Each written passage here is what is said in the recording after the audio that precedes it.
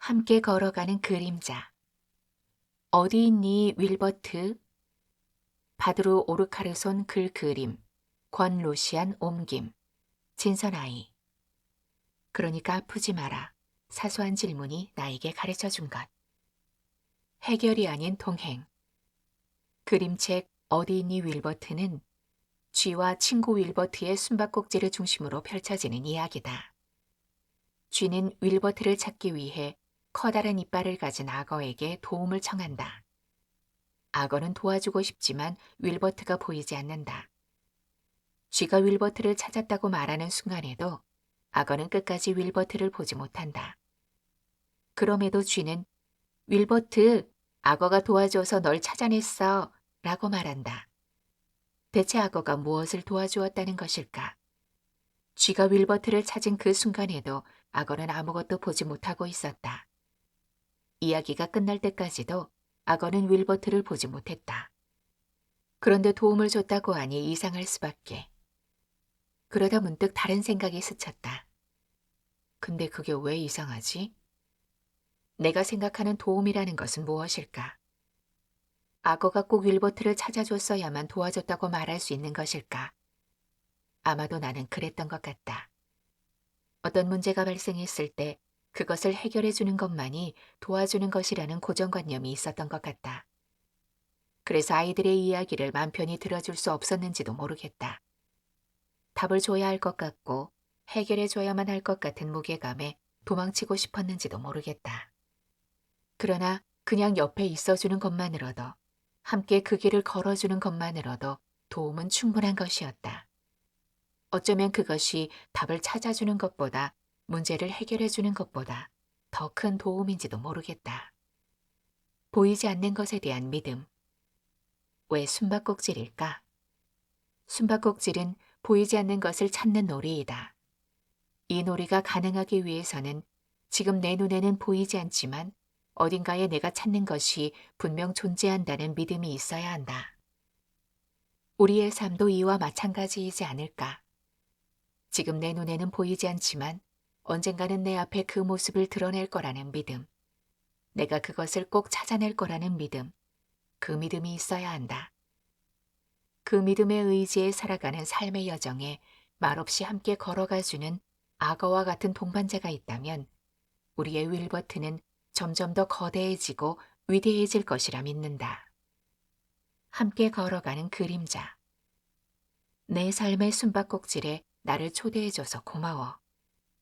내 눈에는 보이지 않아도 내 이성과 상식을 넘어서는 그곳에 너의 답이 존재할 것을 믿으며 조급해하지 않고 천천히 너의 발걸음이 길을 잃지 않도록 작은 그림자 되어 함께 걸어갈게.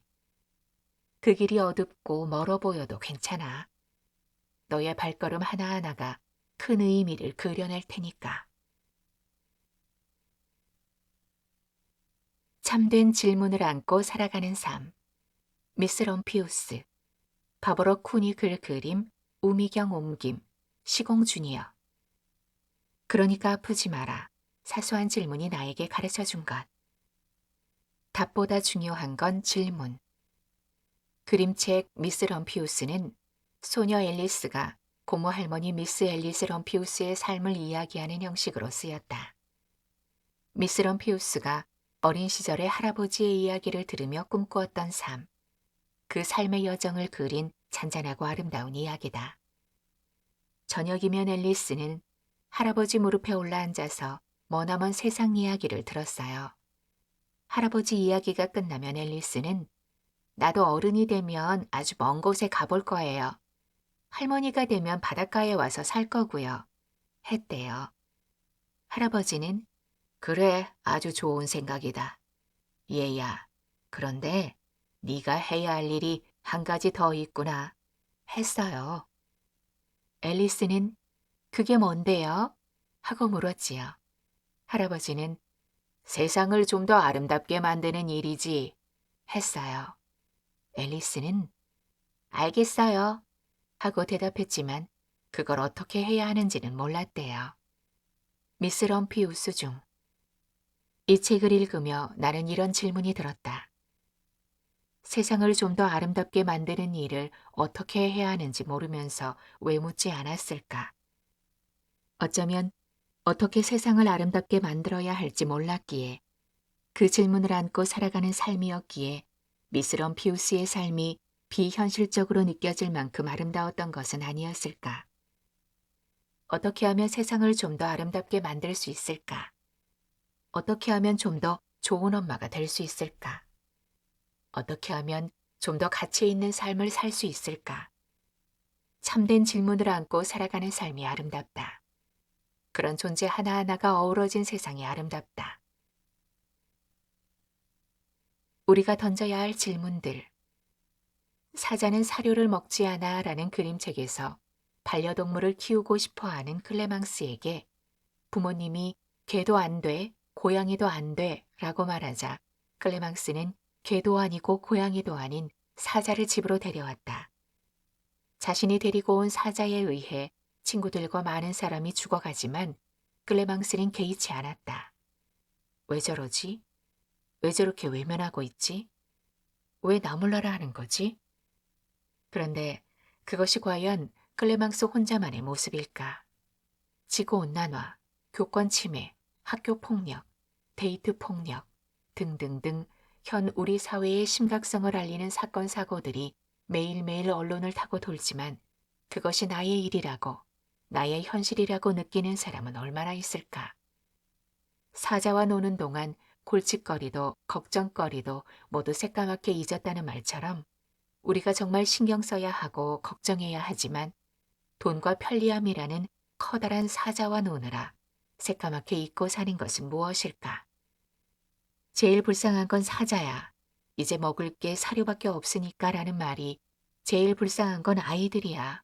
자연스러운 건 모두 사라지고 이제 인위적인 것들밖에 없으니까 라는 말로 들려왔다. 흙을 밟으며 흙을 가지고 놀던 내가 느끼는 세상과 시멘트 위에서 플라스틱을 가지고 노는 아이들이 느끼는 세상은 다를 것이다. 친구 한 명만 있어도 온종일 즐거웠던 내가 느끼는 세상과 친구 10명이 있어도 핸드폰이 없으면 아무것도 할 수 없는 아이들이 느끼는 세상은 다를 것이다. 어려움이 있는 사람은 도와야 한다고 배웠던 내가 느끼는 세상과 절대로 남의 일에 끼어들지 말라고 배우는 아이들이 느끼는 세상은 다를 것이다. 환경은 물론이거니와 관계마저도 자연스럽지 않은 이 시대를 살아가는 우리 아이들이 사람이라는 이름에 걸맞은 본능과 고유성을 지키며 살아갈 수 있는 환경은 어떤 환경일까? 우리가 아이들에게 물려줘야 하는 것은 무엇일까? 질문해야 한다. 가장 섬세한 예술은 사람을 키우는 일. 미스 럼피우스의 할아버지는 예술가였다.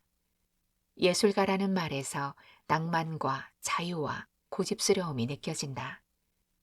그 무엇보다 자기의 작품을 더 사랑할 것 같은 예술가 할아버지는 어린 소녀 앨리스가 자기의 작품에 색을 칠할 수 있도록 허락했다. 할아버지는 어린 손녀에게 왜 색칠을 허락했을까? 왜라는 질문보다는 어떻게라는 질문이 더 맞을 것 같다. 나였다면 내 작품의 끝을 어린 손녀에게 맡길 수 있었을까? 단언컨대 작품의 완성도를 생각한다면 참으로 어려운 일이다. 예술가인 할아버지가 작품의 완성도보다 더 중요하게 여긴 것은 무엇일까?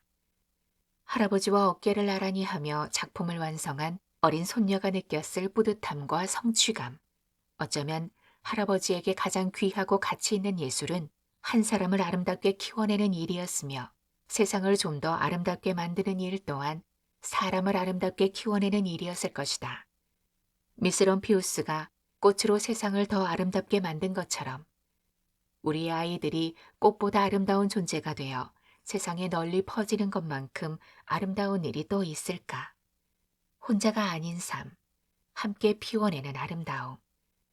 미스라는 말로 혼자라는 것을 두각시키는 느낌이지만 결코 럼피우스는 혼자가 아니었다. 현자와도 같은 미스터 럼피우스가 있었기에 미스 럼피우스가 있을 수 있었다. 미스 럼피우스가 꽃으로 세상을 아름답게 만드는데도 바람과 새라는 숨은 조력자가 있었다. 세상 모든 일은 혼자의 힘으로 되는 것이 아니다. 모두의 어우러짐 속에서 일은 이루어진다. 너 혼자는 온전하지 않고 나조차도 무엇 하나 완성할 수 없는 우리는 한 조각 미완의 퍼즐. 어떤 모습이든 어떤 자리이든 그리 중요하지 않아. 기억해. 내가 없는 세상은 화려한 슬픔이라는 걸. 지금 모습 그대로 너의 자리를 지켜줘. 그걸로 충분해. 작지만 세상 전부인 너. 그러니까 아프지 마라.